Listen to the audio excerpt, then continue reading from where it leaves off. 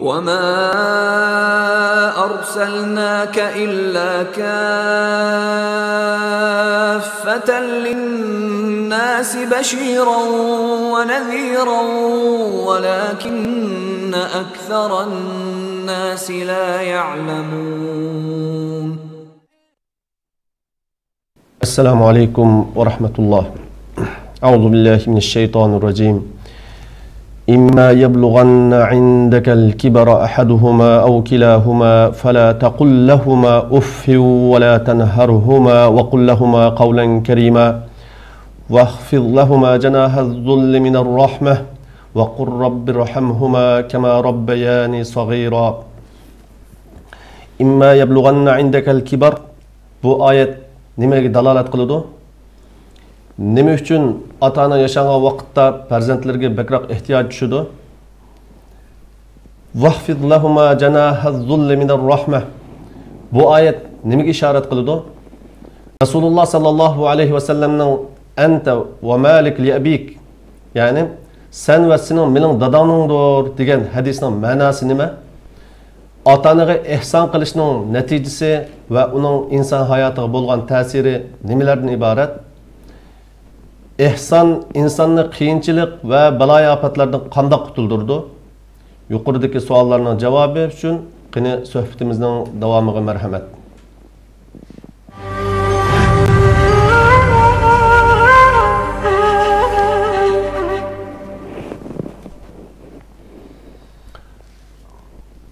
Elhamdülillahi Rabbil alamin vel aqibatu lil muttaqin. والصلاة والسلام على رسوله الأمين وعلى آله وصحبه أجمعين ومن تبعهم بإحسان إلى يوم الدين. Hürmetli qarindoshlar, bugün biz Allah'ın yardım bilen hukuk ve mecburiyet namlı programımızın 8. bölümünü sizler bilen ortaklaşış için ben Nizamettin Temkini hukuk ve mecburiyet namlı sohbetimizin daimlik mehmini Ustaz Muhammed Ali bilen bir araya geldik. Sohbetimizin bu bölümünde ota-onaning farzand ustidagi haqlari to'g'risidagi suhbatimizning davomida to'xtalamiz. Bu munosabat bilan ustoz Muhammad Alining suhbatimizga takror kelganini qarshi olaman. Assalomu alaykum ustoz Muhammad Ali. Bugun biz yana oldin qitimqi ota-onalarning farzandlar ustidagi haqlari to'g'risidagi darsimizning davomini va qada robbuka alla ta'budu illa iyyah va bil validayni ihsana degan oyatni chiqishiga asosda ota-onaning haqlari to'g'risida suhbatimizni davom qilsak, yuqoridagi oyatning davomidagi imma yablughanna indakal kibar degan oyat nimaga dalolat qildi? Mashaqda bir ozroq to'xtalib o'tgan bo'lsak. Bismillahirrahmanirrahim. Elhamdülillah ve salatu vesselamu ala Resulillah ve ala alihi ve sahbihi ve men vala amma ba'du. Biz ilgirki suhbatimizda şu oyatdagi Allohga ibodat qilish ta'limoti bilan ota-onaga yaxshilik qilish buyrug'ininki o'xshash bir o'rinda kelganligi, ota-onaga yaxshilik qilishning Allohga ibodat qilishdan o'xshash darajada ekanligini so'zlab o'tgan ilgirki oyatda. Shu oyatning oxirisidagi imma yablughanna indakal kibar degan oyat ota-ona bola munosabatidagi o'zgarishchan holatning tasviri bo'lsa kerak. Ya'ni ota-onang sening qishingda yosh cho'nguyib, yoshinib qari holatga kelsa degandek bir ifodalab bu oyat. Oyatda ayndaka degan bir ifoda qo'llanilgan. Ya'ni sening qishingda deb. Endi bu sening qishingda degan ifodani biz tushunish uchun normal ota-bola munosabatidagi bir ifodalashlar bor. Masalan, bolalar kichik vaqtida yoki o'rta yoshdan tuvan vaqtda özünü ata-onaning qishda turyotidu deb ifodalaydi. Masalan, men dadamlar bilan birga turyotiman, men anamlar bilan birga turyotiman, men cho'nglarning qishda turyotiman degan shaklda ifodalasa, am bolalar cho'ngib, o'ylinib, bola chaqaloq bo'lib, ata-onasi yashangan vaqtida ata-onasininki ifoda so'z kerakdi. Men bolalarimning qishda turyotiman. Çoğun oğlumdan kaçtırıvatıma, kızımdan kaçtırıvatıma degandek. Yani birisi yeni birisinin kaşıda turuş ifadesi bu. Balık küçük vaqtda ata-onasining qishida tursa, bala çoğuyup rarus bir adam bo'lib bo'lgandan keyin ota-onasi balaning qashida turadi. Bu bir tabiiy aylanma qonuniyat. Aylanma qonuniyat. Allah subhanahu va taolo hayotning mushu shaklda güzel davom qilish uchun bir hikmet yusidan bu şekilde urunlaştırgan. Qachon ata-ona o'zining bolalarini o'zining qashida güzel şekilde terbiyelese, bu ata-ona cho'ng'gandan keyin şu ata-onani kutib oladigan bir bolalarni Allah subhanahu va taolo uning bola tarbiyaligiga qarata mukofot yusidan uningga beradi. Endi bu bolani o'zining ata-onasini güzel kutgan bu bolaning kelgusida hayotida güzel kütünadigan bir holat uningga qarab kelyapti yani. Uning bolalari xuddi bu ota-onasini qanday shaklda qishda baqqan bo'lsa, bolalarimi o şu shaklda uni baqish uchun bir hozirlanayotgan bo'ladi. Bu yerdagi ayndi, ya'ni qishida ifodasi inson cho'qim ya bola ota-onaning qishida turib yashaydi yoki ota-ona balaning qishida turib yashaydi. Bu xil shakldagi munosabat. Yani bu yerda balığımı hem bir signal, ata-onagımı hem bir signal. Ata-onaga qanday signal? Bugün balağını qanday şekilde terbiyelesen, sen kelgusida onun neticesini hayatda ko'rsa.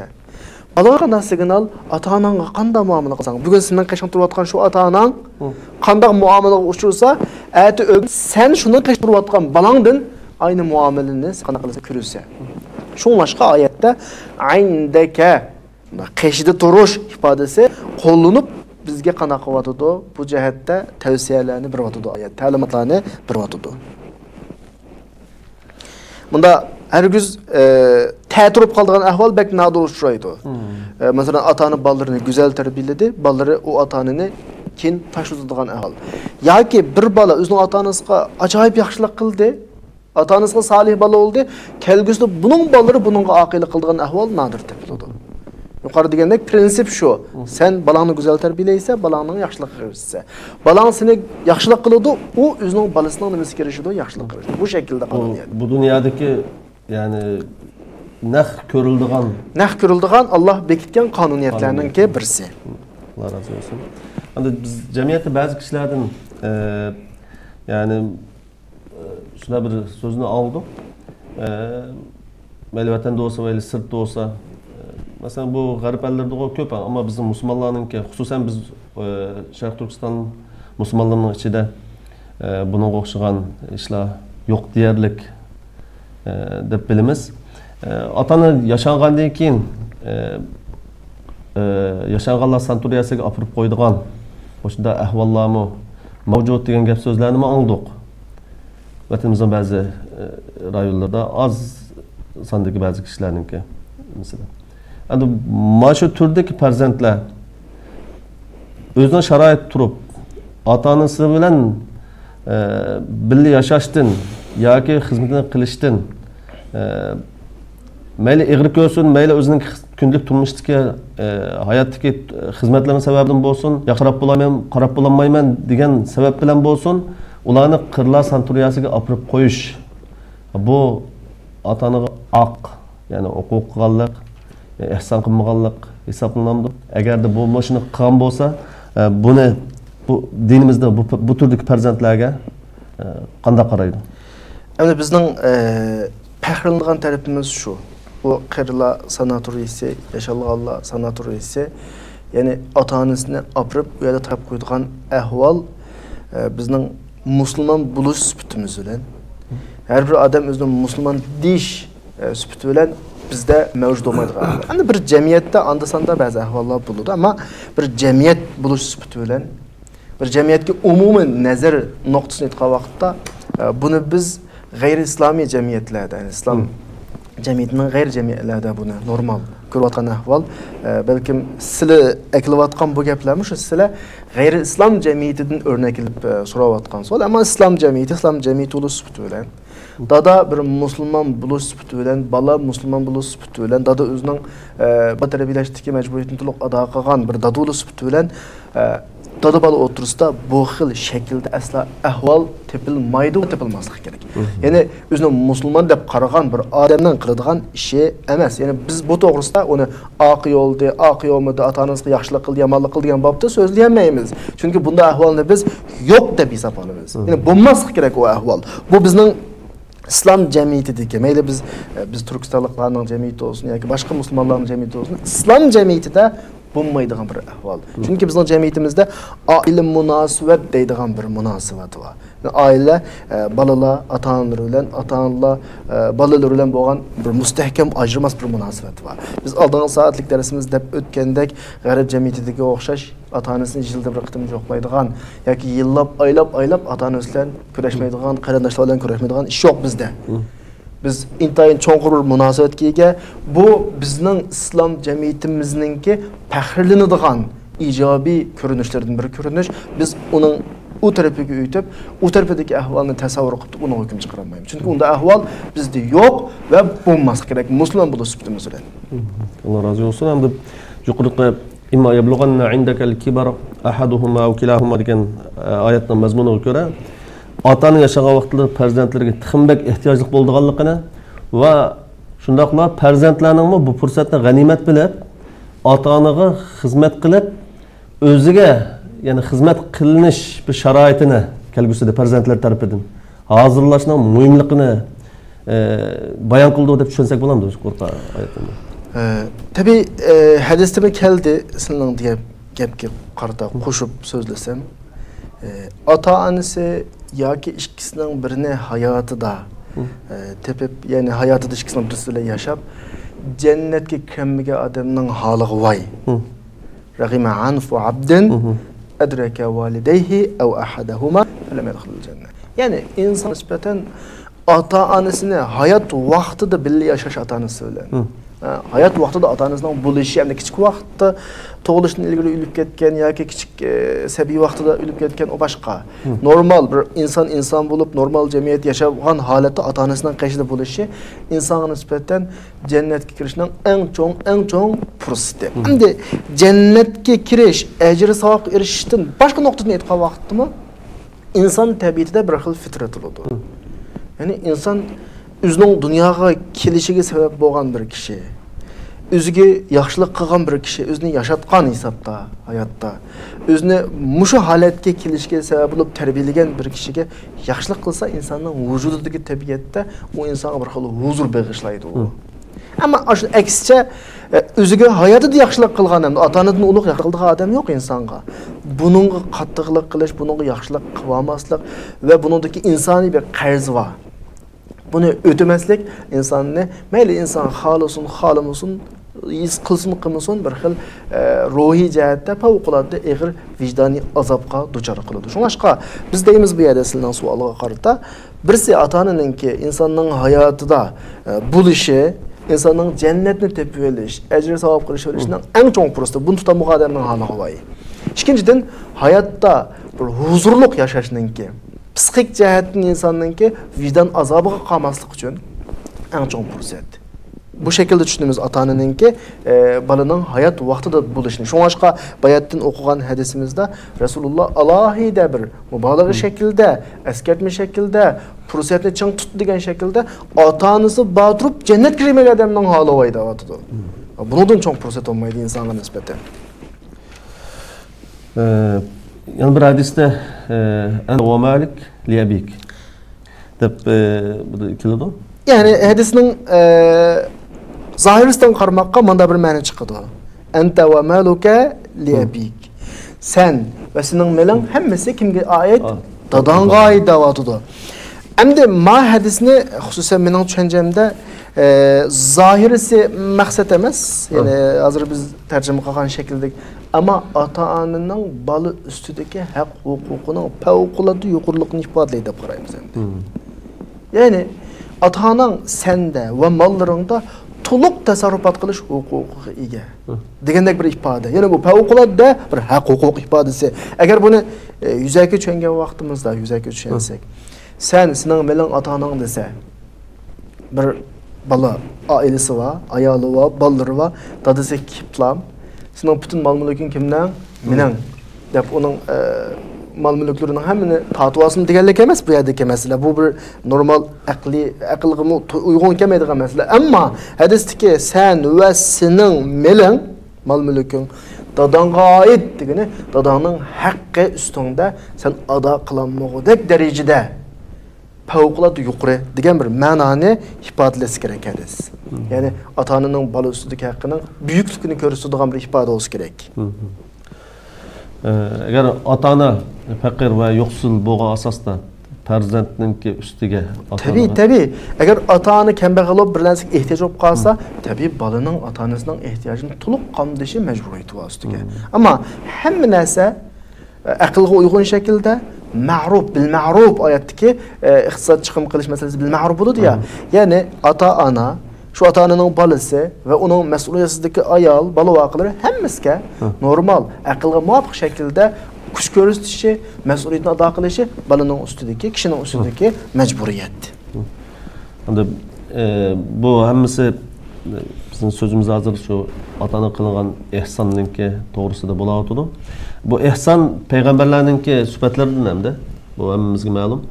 Payg'ambarlarninki Qur'on Karim qaraydigan bo'lsaqmi, İsa Aleyhisselam'ın anısı qanday ihsan qilganligini va barran bivalidati va lam yaj'alni jabbaran shaqiyya degan oyatdanmi ko'rib olaymiz. Yusuf Aleyhisselam'ın dadısini, ota-onasini podshohlik taxtiga o'ltirg'izib ikrom qilganligi va rafa'a abawayhi alal arsh degan oyatdan ko'rib olaymiz. İsmail Aleyhisselam'ın İbrahim Aleyhisselam'a itoat qilish orqali dadisiga ihson qilganligini ya abati fa'al ma tu'mar satajiduni inshaallohu minas sabirin degan oyatdan ko'rib olaymiz. Mana bu ihson qilish, ota-onasiga ihson qilish bu payg'ambarlarningki sifatlaridan, axloqlaridan ekan. Albatta biz payg'ambarlarning yo'lidan minish, payg'ambarimiz sallallohu alayhi vasallamningki hayotini o'zimizga o'rnak qilib yashash bu hammamiz musulmonlarningki birdek majburiyati. Hamda bunday bo'lgan ekan ota-ona qilingan ihsonning natijasi qanday bo'ldi endi? Nima sababdan dinimizda bu qadar ahamiyatli deb qaraladi ota-onaga ihson qilishni? Yuqoridagi payg'ambarlarning ahvollaridan tabiiy hamda biz ham bilan payg'ambar qilganning aynısini hayotimizni yashamaslik mumkin, yoki qilmaslik mumkin. Ammo payg'ambarlarningki yuqoriga ilingan misollarning hammasi bizga bir namuna, ulga, ya'ni ota-onaning bola ustidagi favqulodda haq-huquqini yana desak shu ilgirki mazmunga o'xshashlar bir bizga nisbatan ota-onaning haq-huquqining hargiz kichik sanab olmaydigan haq-huquq ekanligini ifodalash uchun keltirilgan misollar va ulgular bo'lsa kerak. Endi hayotda biz atrofimizga qarab baqsaq nurg'un namuna misollarni ko'rib olamiz. Ya'ni ota-onasi hayotida yaxshilik qildi, ota-onasining ustidagi haqqini ado qildi. Bir odamning bir 2-3 bal o'g'li bor. Hayotda ajoyib bir misollarni ko'ramiz. Bu 3 o'g'ilninki birisi ota-onaga favqulodda yaxshilik qildi, o'zining to'liq majburiyatini ado qildi. Hayotining oxirigacha ota-onasi uchun xizmat qildi. Yana birisi bo'lsa aksicha ota-onasini so'ydi. Ota-onasining og'udak narsa bo'lsa oldi, ota-onasini sog'udak xizmat ko'rsatib soldi. Keyingi hayotda bu yerdagi misollarni favqulodda ko'rib olamiz, yana ikkisining amaliy misolini. Ota-onasiga xizmat qilgan, ota-onasining haq-huquqini ado qilgan, ustidagi majburiyatni ado qilgan o'g'ilning hayoti ham ini qiladi, ham ota-onasini suyib, ota-onasiga xizmat qilishning o'rniga ota-onasini o'ziga xizmat qildirgan, ota-onasini jafoga solgan o'g'ilningki keyingi hayoti bizga bunday misollar favqulodda atrofimizda ko'p. Biz uni jiq ko'rdik, amaliy hayotda ham bundan keyin ham qarab baqsaq jiq ko'ramiz inshaalloh. Ammo bu yerda endi biz suhbatimizning aralig'ida ota-onaning haq-huquqini favqulodda uyg'unib kelyapmiz. Men shu qarindoshlarimizga eslatmoqchi bo'lgan yana bir muhim bir nuqta bor. Ota-onaning haq-huquqining favqulodda cho'ng ekanligini davatgan bu suhbatimizda bir narsani eslatmoqchi hozir. Ota-onaning huquqi qanchalik cho'ng bo'lib ketishini qat'iy nazar, uning qishida Allohningki üstümüzdeki bir mecburiyet, Allah qo'ygan ibodat, Allah qo'ygan qo'ychilik dedigan bir narsa bor. Shunga ota-onaga yaxshilik qilish haqida kelgan sura Isroning 23-oyatdagi alla ta'budu illa iyya va bil validayni ihsana. Ikkisi teng o'rinda keldik. Endi ota-onaga yaxshilik qilish babiga bak cho'kib ketib, Allohga asi bo'ladigan, Allah çekilgen işladımı atanı asılı kılışkıçı bulmaydı. Bu noktanı ilgiriki bir kıtımlık sohbetimizde dep ötkendek isimde bu kıtımı esiltip ötüşüne doğru tapdım. Allah razı olsun. Hem de biz şu noktadan hulasılsak atanıga ehsan kılgıçının kolu keltirdiğin neticelerine mesela. Birinci atanıga ehsan kılgıçını özününki perzentlerden kördüğanlığı, ikinci atanıga itaat kılış şart aslında atanıga ehsan kılgan kişi dünyalık işlerde muvaffak kılındığanlığı Allah tarafından. Yani Allah'a itaat kılış şart asilik kılmaslık şart aslında atanın hürmetini kılış ve ehsan kılış bu dünyalık işlerde muvaffak kılındığanlığı. Şimdi üçüncü narsa bir isim ki vatıdı. Bir Peygamber sallallahu aleyhi ve sellem'in ki Bukhari'de bayan kılgan bir hadisi var. Bunu da bir toxtulup ötsek, mesela bu atanıga ihsan kılış arkalık Allah rızasını çıkışıqa asasda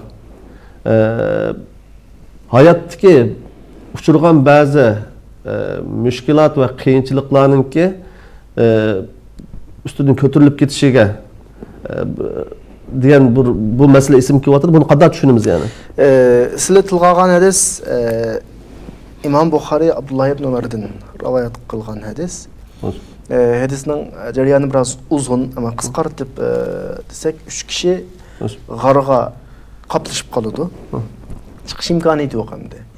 3 kişinin ki her biri özünün hayatıda kılgan yaxşı işleri bilen vesile kılıp durup Allah'tan tileydi olmuş o hazırlıkta nöbete düşüp kalgan kapılıktan kurtuluşuna. Bunun birisi özünün 2 yaşınıp kalgan ata-anasının barlığı küçünün yetişçe işlep ata-anasınınki rahatı üçün işleydi kallığı ve bir günüsü tamakını hep kese ata-anasıga süt mu o başka tamak mı ata-anasının oxlap kalganlığı ata-anasının uygunuşu üçün şu tamakını etrafında balları oğup kalgaçka kop koysa balları yeyimizde belki buzu düşün mümkün tutup tuğallığı taң atkan kadar muşu bir yaxşılık kılgan ahvalı var eken muşu ahvalını vesile kılıp durup tağının, garının, eğizinin eçilişini Allah'tan tileydi o eçilidi degen bir vakalik tılgılıngan bu hadiste. Hem de bu yerde bir nesne esiltişini doğru tapdım. Bizden kılgan her bir ameli salihlerimiz, atanı yaxşılık kılışmış onun içinde Allah'a bergen güzel qarz. Allah buna qarz dep ataydı Kur'an'da. Meyli başka yaxşılık kılaylı, atanı yaxşılık kılaylı, hemmesi bir qarz şekilde koyuludu. Hem insan hayatta her xil krizislarga uçraydı. Qiyinchiliklarga uçraydı. Müşkilatlarga uçraydı. Del şu qiyinchilik vaqtda, müşkilat tushib qolgan vaqtda biz Allah qarz deb atagan yaxshi ishimizni Allohdan so'raymiz. Men palon vaqtda, pukun vaqtda manda yaxshini qilgandim ey Allah. Mushu yaxshi ishimni hürmeti yüzünden menden bu musibetini götürvesle. Meni bu qiyinchilikdan qutqizla. Bu bir Allah subhanahu ve Taala'nın ki kanunuydu.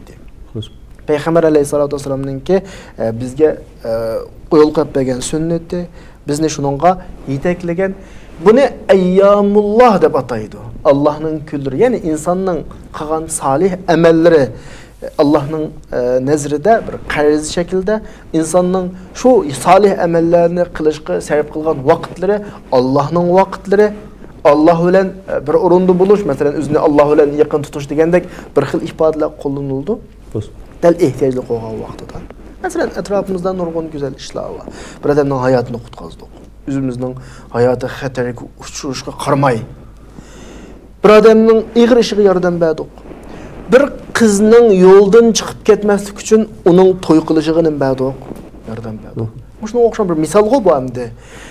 Bir balının ki yaxshi tarbiyalanish uchun uni maktablarda o'qitish va oxirigacha o'qitishga kepillik qiladigan bir yo'llarni hozirladik. Va shunga o'xshagan bir ishlar va yaxshi ishlardan inson hayotida boshqalar bek farq etmaydigan, faqat o'zi bilan Allohning o'tirdirilgan bir ishlar bo'ladi. Ajoyib ajr ko'p ishlar. Bu ishlar deganimdek Allah'a bergen qarz hesaplanadi. Allah aşağı atadı bunu.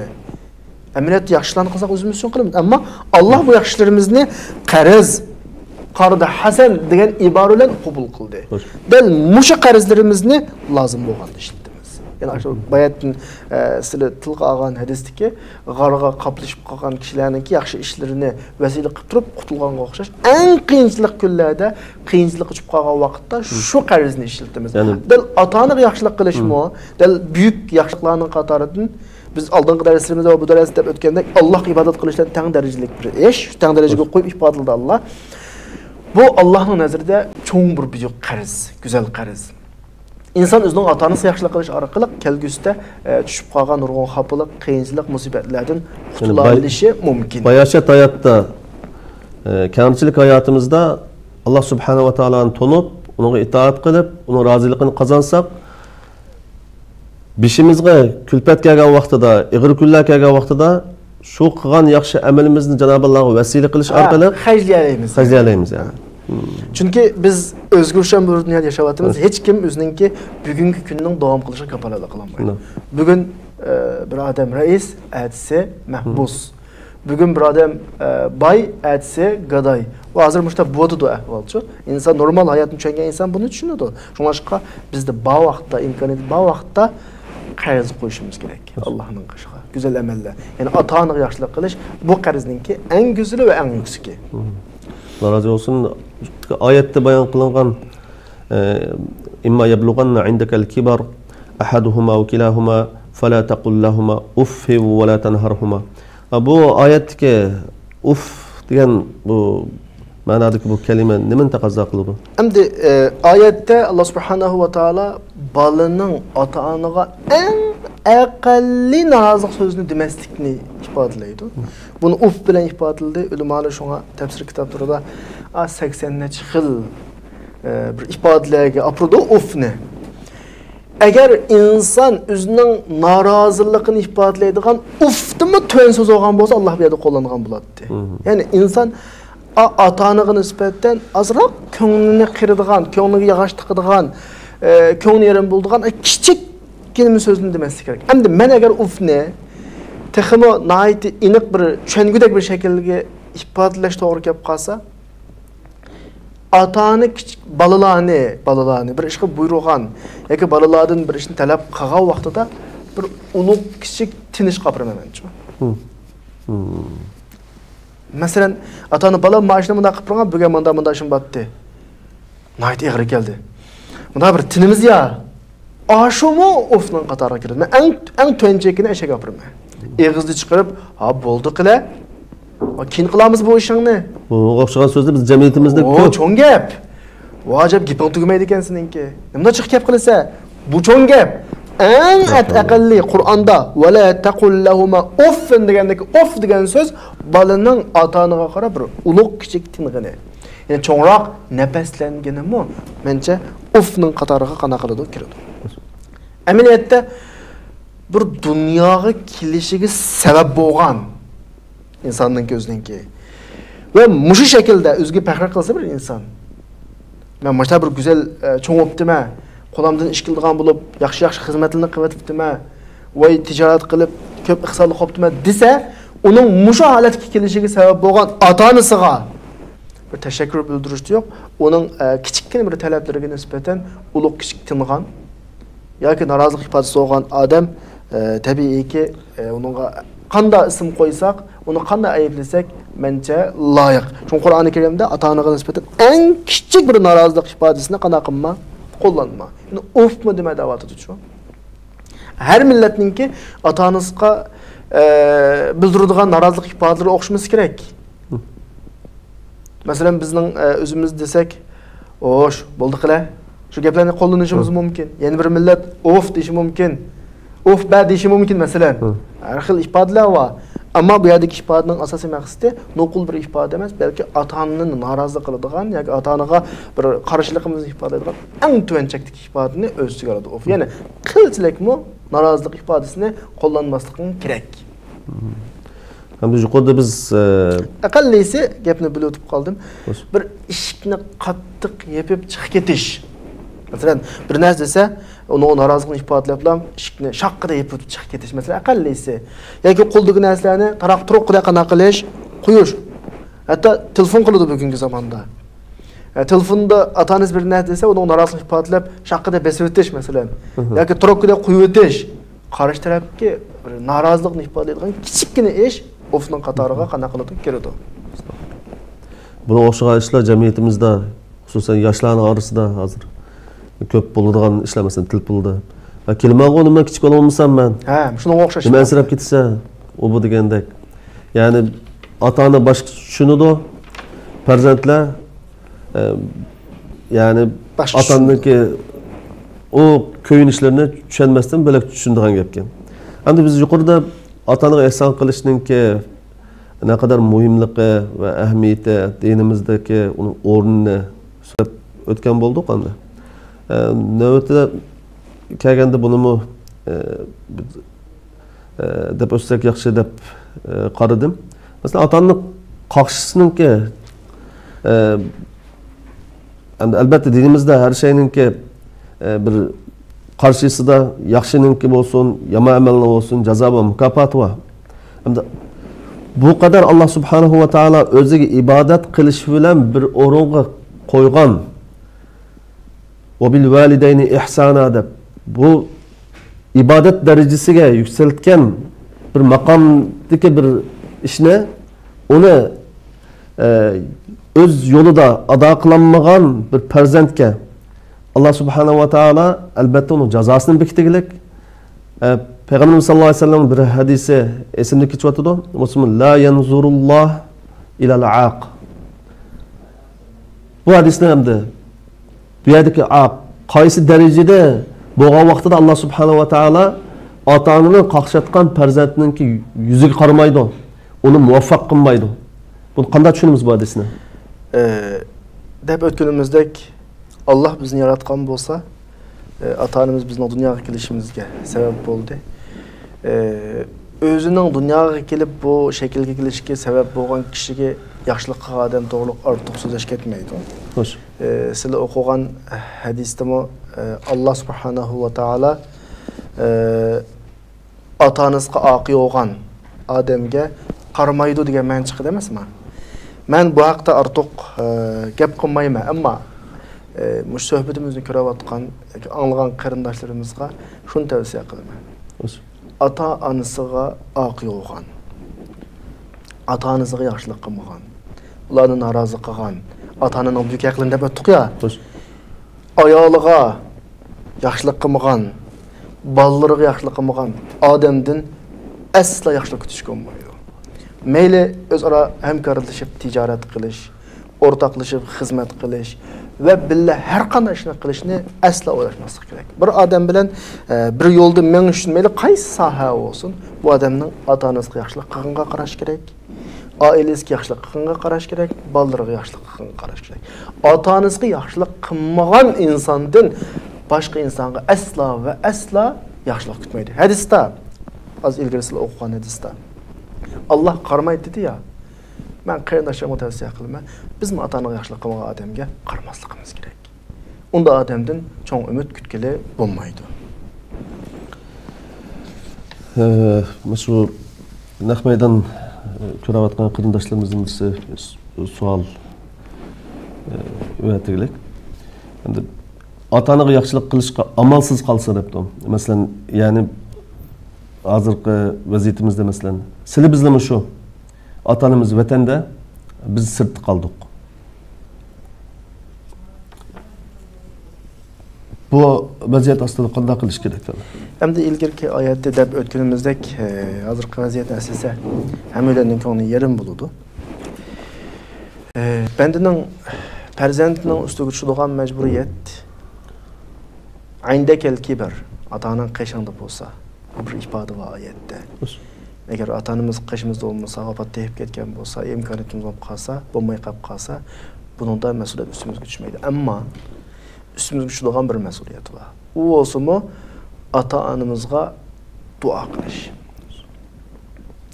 Hadisda Payg'ambar alayhisalom insondan amili menga üzülmaydi. İllaki 3 üzülüdü. İnsan dunyodan ketgandan keyin illaki 3 ishdan üzülmaydi deydi. Bunun birisi salih bola bo'lib ota-onasiga qana qilish, duo qilish. Müşahede men salih bola degan ibarga azroq bir nazar tashlaymoq qaytadan. Ya'ni ota-ona kichik balasi tug'ilgan vaqtda bir ota-onaning bir umidi bor. Quchqig'i tug'ilib olgan vaqtida balasiga bir umid bilan qaraydi ota-ona. Shu umid bilan balaga ism qo'ydi. Balaning ismi ota-onaning baladan kutgan bir umidining ifodasi. Shu umid bilan balasini maktabga beradi, tarbiyalaydi. Kelgusida qanday odam bo'lishni o'ylasa ota-ona shu shaklga yo'llantiradi balasini. Bugünkidek ota-onamizdan ayrilib ketgan davrda ota-onamizga duo qilishlar birga halqa hadisdagi valadin solihin degan bir iborat bor-ku, yaxshi bola. Solih degan nima desa, dal ota-onasi kutgan ishlarni qilgan bola. Agar bugünkidek ota-onamizga yaxshilik qilmayotgan kunda bizning qilalaydi, agar haqiqatan ota-onamizga yaxshilik qilganimiz bo'lsa, ota-onamiz bizdan kutgan bir yaxshi ishlar bor dunyoda. Balam kelgusida mandaq odam bo'lsin degan bir umid bor bizda. Shu umidni to'liq ado qilamiz. Onam mening mana shaklda bo'lishimni xohlaydi. Dadam mening mana shaklda bo'lishimni xohlaydi. Shuning uchun men shuni kuch chiqargan. Meni masalan bu yerga chiqayotgan, endi bugungi kunda oramiz uzilib qoldi. Men ota-onamning shu umidini aqlayman. Ey Allah, ota-onam meni shu umid bilan bu yerga chiqayotganga o'xshash, meni tarbiyalaganiga o'xshash, ota-onamga yaxshilik qilslar, ota-onamning ustidagi musibat qiyinchiliklarni yengillaslar, ularning gunohini mag'firat qilslar deb duo qilish bugungi eng go'zal ota-onaga qilgan yaxshilik hisoblanadi. Aksicha ota-onasi balani shu go'zal orzu-armonlar bilan chiqardi chet ellarga, uning xafligini tatib o'tdi. Bununla bu yaxshiligiga javob qaytarish u yoqda tutsin, o'zining vazifasini unutib, boshqa yo'llarga menib, egizpas yo'llarga yoki to'g'ri bo'lmagan yo'llarga menib, ota-onasidan kutgan umidi, ota-onasi aytdi o'g'in. Ha, balam qanroq ahvolingiz, nima ish qildingiz degan vaqtda javob bermaydigan bir holatda ota-onasidan ko'ngilsizlikka duchor qilgan ahvol bo'lib qolsa, mana bu o'xshashlar ota-onasi oqilik qilgan bo'ldi. Bu nuqta hammaning kalasida iniq bo'lish kerak. Allah razı olsun. Oyattagi vaqfid lahuma janahiz-zulli minar-rahma nima ma'noni ifodalaydi? Endi oyat bir xil o'xshatish ifodasini qo'llanib bu yerda. Ota-onaga janahiz-zulli minar-rahmati deb janah normalda qanot. Bir qushning qanoti. Qushning qanoti normalda qushning yuksak havoda uchish uchun eng chong muhim vosita. Yani bala hayatda yuqori o'rlab yuksak maqomlarga erishishi mumkin. Eng yuqori bir davlatning raisi bo'lib qolishi mumkin. Chong-chong nom obro'li kishi bo'lib ketishi mumkin. Mashhurlarning qatoridan bo'lib ketishi mumkin. Bu vaqtida balaning kallasida yani ota-onasiga nisbatan bir hurmat bo'lishi kerak, kamtarlik bo'lishi kerak, ota-onasiga nisbatan kuyinish bo'lishi kerak. Biz ko'ryapmiz, dunyodagi donliq shaxslar, davlatning raislari kishilarning oldida ota-onasining qo'lini suyadi. Ota-onasini quchoqlaydi, peshonasiga suyadi. Bu ahvol ularni hargiz kichiklatmaydi. Belki texim hürmetine qana qiladi, ashuradi. Allohning talab qilayotgani bu yani. Sen har qancha buyuk, yuksak maqomga erishib ket. Qarang, janahaz-zull, janah degan iborat va inson har qancha yuksalib ketsin, ota-onaga nisbatan o'zini kichik tutish kerak ota-onasining oldida. Buningga kamtar bo'lish kerak, kuyinish kerak. Mana oyatdagi janah iborasi, janah qanotni pastlat iborasi, rahmat iborasining hammasining ifodasi menimcha bu bo'lsa kerak. Ya'ni Yaqub alayhissalom bilan Yusuf alayhissalomning kimi taxtidan tushib, ota-onasini ko'tarib taxtga olgan. Bu bir go'zal bir o'rnak bizga nisbatan. Allah razı olsun. Yani bir oyatda va validi va ma walad deb Alloh subhanahu va taolo Adem alayhissalom va uning solih farzandlari bilan qasam qiladi bu yerda. Bu qasam bu oyatdagi yani hayotda ota-onalik sistemasini nimadan iborat ekanligini va nimaga dalolat qilganligini biz tushunib o'tsak. Alloh Qur'oni Karimda büyük narsalar bilan qasam qiladi. Nurg'un qasamlar va tog'lar, daryo bilan va boshqa narsalar bilan. Shuning qatorida va validu va ma walad. Ota bola bilan qasam qiladi. Bu demakchiki hayot bu shaklda davom qiladi. ata balalık. Dersimizin 5'inde, söhbetimizin 5'inde öttük. Ata bala. Bugün sen bala, sen ata. Atağa vaxtında balan oludu. O balanın kelgüsüzde balası oludu. O atı oludu. Bu şekilde devam kılıdı ma sistem. Yani hayattaki insan münasebet sistemi bu şekilde. Yani Allah Subhanahu ve Teala hiç kimge ihtiyacı yok. Sizlere ihtiyacı yok.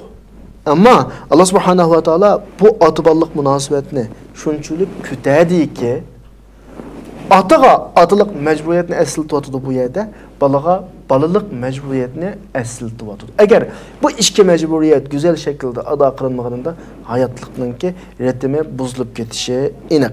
Hem bu növbette qaysı dinde olsun, qaysı kimlerin nezarında olsun bir ictimai ve dini nimo ahlak. Bunu bu şekilde karışımız gerek.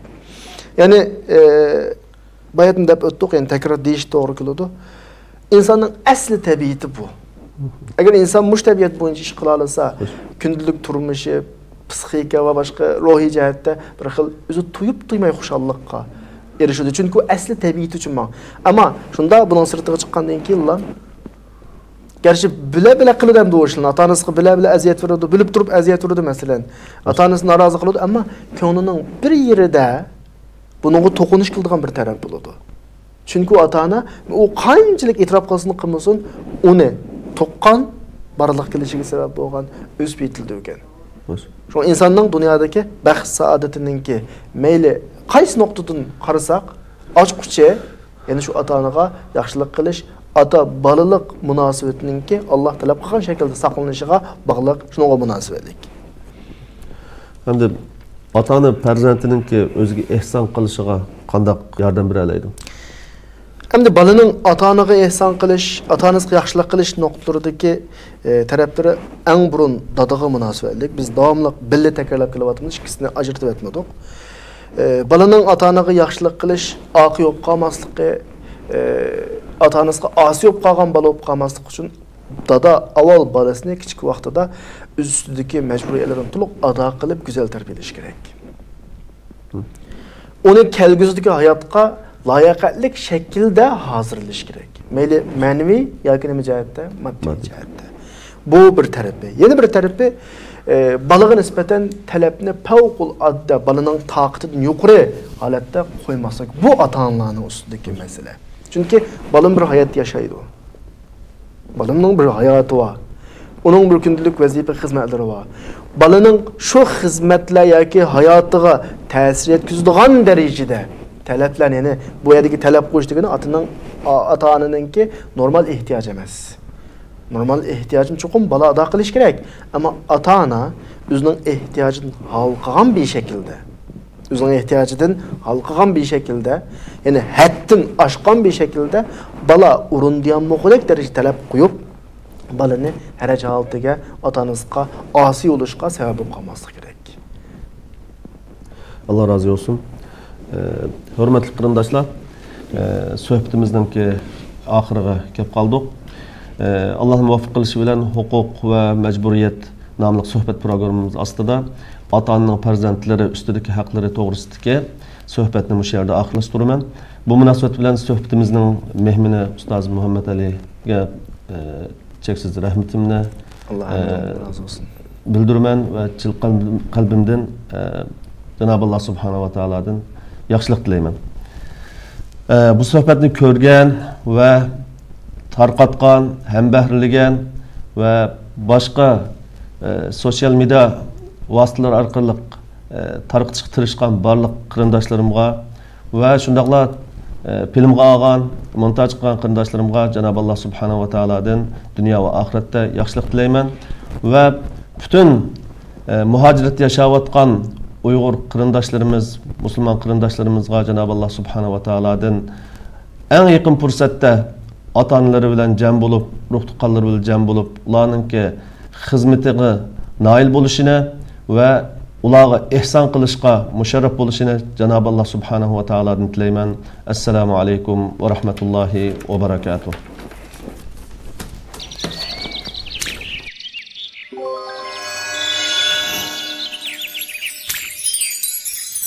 وما أرسلناك إلا كافة للناس بشيرا ونذيرا ولكن أكثر الناس لا يعلمون